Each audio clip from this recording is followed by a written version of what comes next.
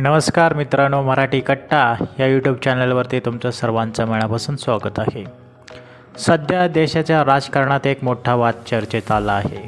DMK नेते आणि तामिळनाडूचे उपमुख्यमंत्री उदयनिधी स्टॅलिन यांच्या एका भाषणामुळे राजकीय वातावरण तापले आहे। एका सार्वजनिक सभेत ते कावेरी नदीच्या पाणी प्रश्नावर भाष्य करत होते। त्याच वेळेस सभेमध्ये काही लोकांनी अभिनेत्री त्रिशाचे नाव घेऊन घोषणा दिल्या।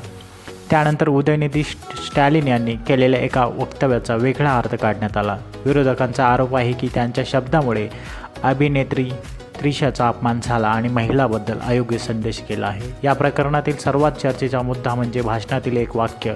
व्हिडिओमध्ये अनेक ठिकाणी स्पष्टपणे असा भाग ऐकू येतो आहे, ते मी तुम्हाला मराठीमध्ये ट्रान्सक्रिप्ट करतोय। आपल्याकडे पाणी येवो किंवा न येवो, तिकडे मात्र पाणी पोहोचले पाहिजे।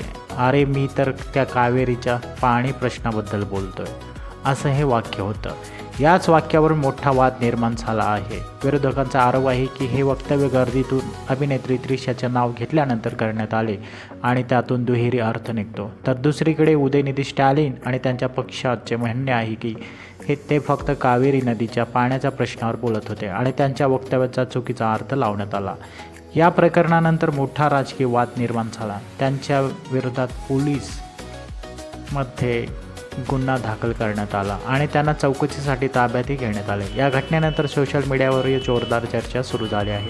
मात्र उदयनिधी स्टॅलिन यांनी आपण कोणतेही चुकीचे विधान केले नसल्याचे सांगितले। त्यांचा दावा आहे की ते कावेरी नदीच्या पाण्याच्या विषयावर बोलत होते आणि त्यांच्या वक्तव्याचा चुकीचा अर्थ लावण्यात आला।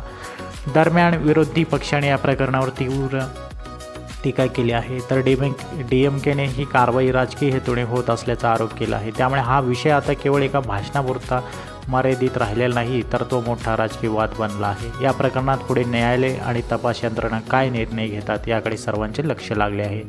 या संपूर्ण प्रकरणाबद्दल तुमचे मत काय आहे हे तुम्हाला कमेंटमध्ये सांगायचं आहे। अशाच महत्त्वाच्या बातम्यांसाठी व्हिडिओला लाईक करा, चॅनलला सबस्क्राईब करायला आणि बेल आयकॉन